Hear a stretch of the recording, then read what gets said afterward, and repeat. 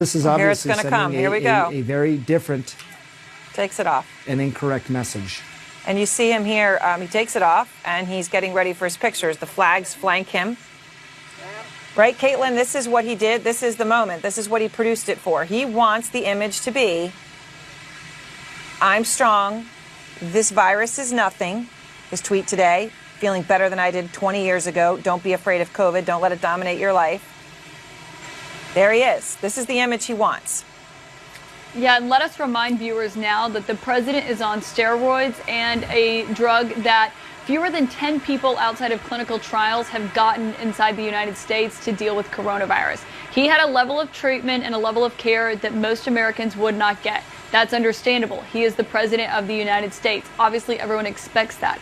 But what the president is portraying by taking his mask off when he gets back to the Truman balcony to give this grand return to the White House is that everything is fine, and as he said, don't let coronavirus control your life. But that is very much still a president who has coronavirus. Despite the lights and the flags and the staged entrance that the president wants to create, he still has coronavirus, and he is only a few days into the diagnosis. And Aaron, today his doctor didn't reveal a lot of information, as he hasn't for the past 2 days, but he did still say that he won't breathe a sigh of relief until Monday. That's a full week from today. So here we have Donald Trump showing the American people how much his condition has improved by standing on a balcony and gasping for air. Seriously, either he just swam the 50-meter freestyle or the guy is really, really sick. This came just hours after Trump took to Twitter announcing that he's being released from Walter Reed Hospital. He wrote, "Don't be afraid of COVID. Don't let it dominate your life. We have developed under the Trump administration some really great drugs and knowledge. I feel better than I did 20 years ago."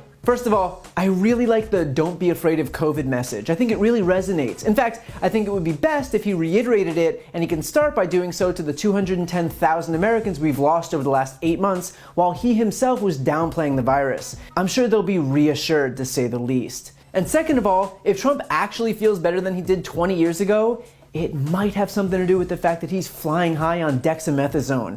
It's the steroid he's been given, and it's gonna make him feel good, but it doesn't mean he's healthy, because he's not. He's only a few days into this illness, he's still contagious, and yet again I should remind you that Trump trying to will being cured into existence doesn't actually mean that he's cured. And so what does he do the moment he returns to the White House, still sick with a deadly virus that has killed hundreds of thousands of people due to that man's own mismanagement? He takes his mask off. He removes the only thing protecting other people. That's the thing, the mask isn't to protect him, he's already got it. It's there to protect his own staff, his own cabinet members, his own administration officials, his own family. He is still contagious with coronavirus. I'm obviously not a big thoughts and prayers guy, but if you are, I'd use them on anyone currently inside of 1600 Pennsylvania Avenue, from the housekeepers and janitors all the way up to senior staff. Because if this is the attitude from the top, then they are going to get this virus. Their lives are all being put at risk. Also that a weak, sick man can pretend to be strong. Also, think about the impacts this will have on a broader scale. Americans who watch this display may actually think that the virus that has already killed over 200,000 people isn't a big deal. They might watch this and think that masks aren't necessary because the president isn't wearing his. Forget that he's on steroids and has access to the best medical treatment on the face of the earth that even a fraction of Americans wouldn't otherwise be able to get.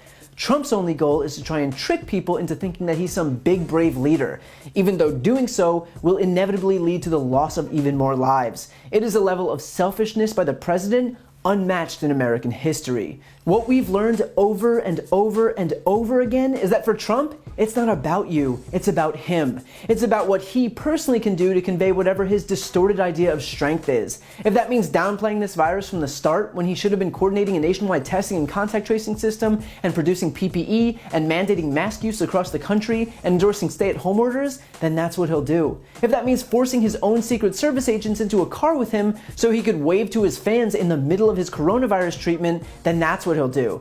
If that means taking off his mask, the single most effective tool we have at this point to protect us from this virus, and sending a message to his supporters that masks are a symbol of weakness, then that's what he'll do.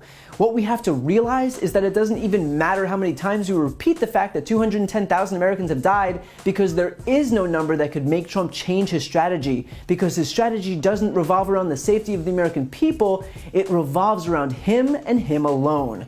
So if you want this virus contained, you won't get there by appealing to Trump's judgment, you'll get there by voting him out of office and ending this national nightmare.